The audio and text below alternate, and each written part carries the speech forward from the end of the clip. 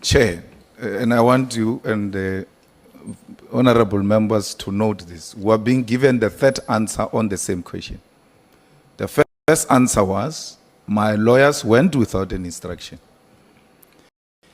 Then upon being made aware that they've committed something unethical, then the minister says, no, I actually gave them an instruction. Then I point this two contradictory statements to the minister. The minister gives a third answer on the same question. No, actually, my lawyers didn't go.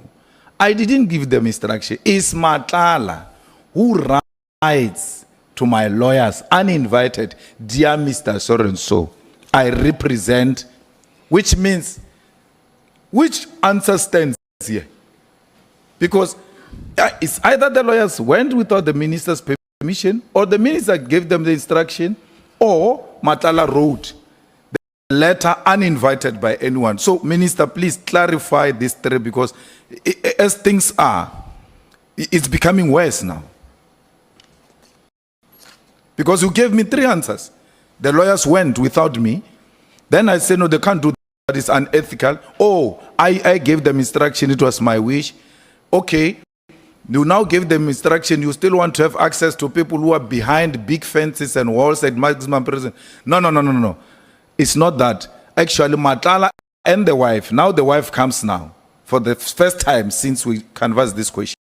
Matala and the wife's lawyer wrote and said they represent them, and we must get their affidavit because we are going to Madlanga's commission.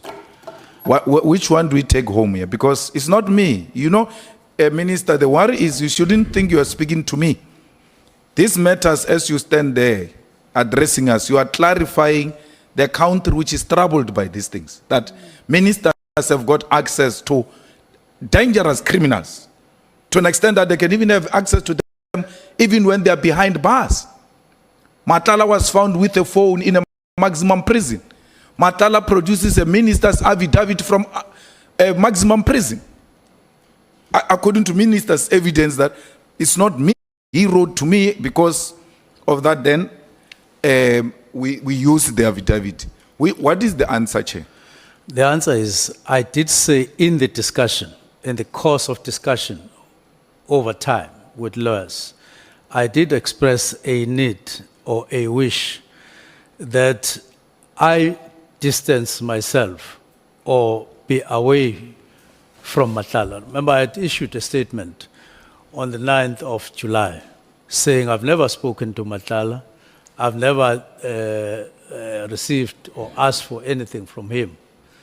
So I made this statement. Now, we discuss with the lawyers. You are open.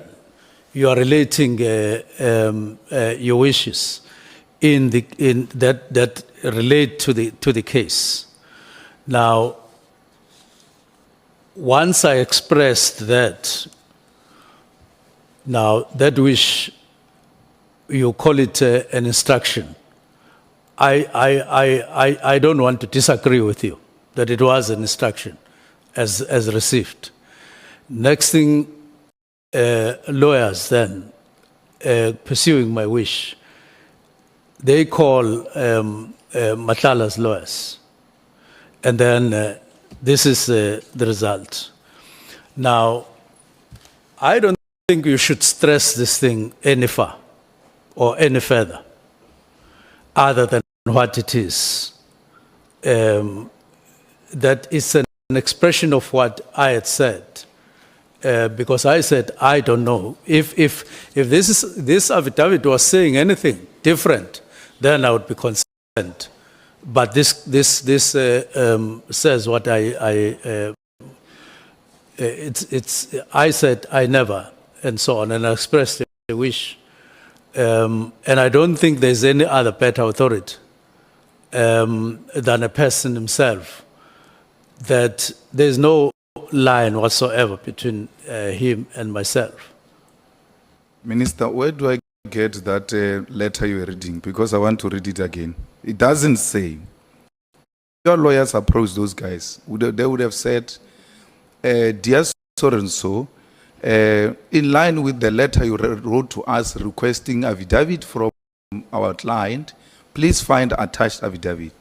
It says, dear so and so, we represent so and so, and therefore we represent Matlala and the wife, and our client wishes to state it clear that he doesn't know the minister and this is David.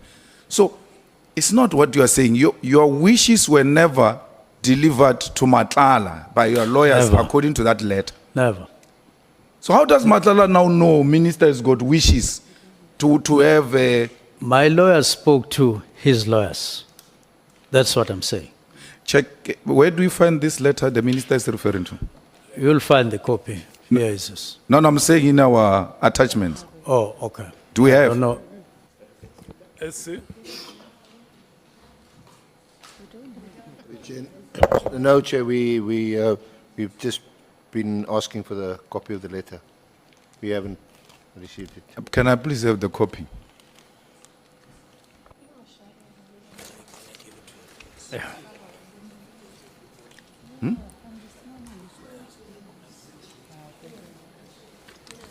Thanks.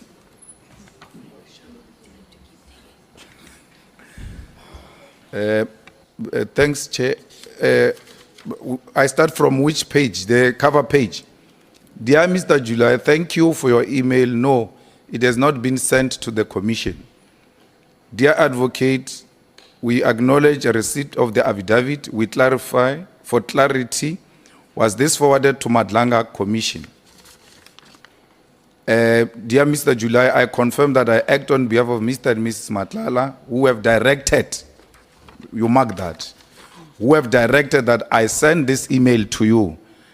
I understand that you represent the Police Commissioner, Mr. Senzo Mchunu, at the Madlanga Commission. They don't say, we acknowledge your request, and following that request, please find attached affidavit of Mr. Matlala.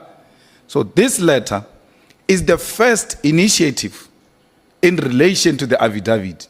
How does Matlala know that a minister has got wishes? You sit with your lawyers, you express your wishes, and then you go separate ways. Before you know it, affidavit comes from maximum prison to your lawyer, who has never communicated with the lawyer of Matlala, or who has never spoken to Matlala himself. So how does Matlala now come to send you an affidavit which you have not requested, which earlier on you said you gave them instruction, earlier on you said they acted on their own, and then so on. Now we'll park that. We now are here. What gives effect to this letter? What makes these people to write this letter and then send you an affidavit? It's my lawyers talking to Matlala's lawyers. Okay. Let me leave it, Chair.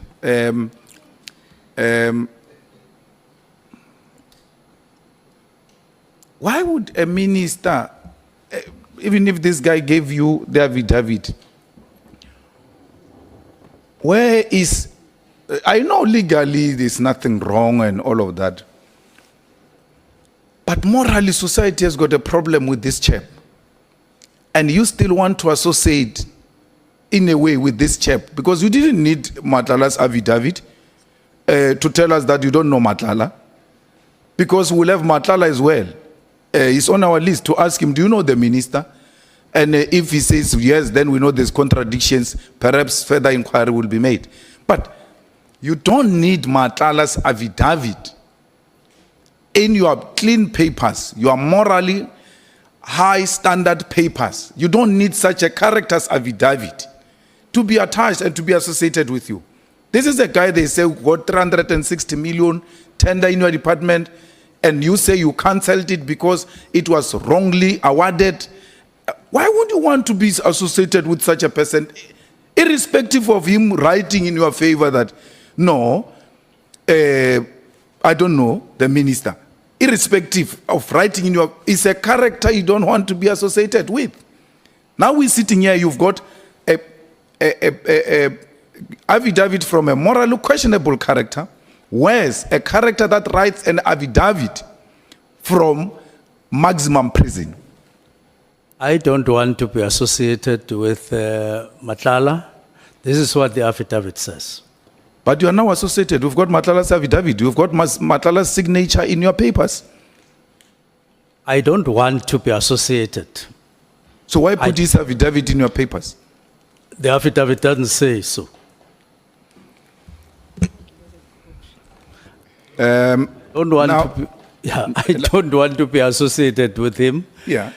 in any way, And this is what the affidavit says. Yeah, but obtained by who my you get lawyers. affidavits from is very important. You don't just get affidavit from questionable characters, especially people who are behind bars. That as a minister of police, even if there's nothing legally wrong, you should just know it might raise certain questions, which gave, this situation we find ourselves in. Had you not solicited anything from Matlala, whereas in maximum prison where it should be difficult to access him, we now sitting here and you've got Matlala's affidavit and we've been told that you are associated with Matlala, you are enabling Matlala to engage in illegal activities in the department and all of that. Something that you came here to clarify, but you come carry Matlala's affidavit to come and clarify us that Matlala must tell us from prison through you that you are not associated with him. I find that a bit problematic.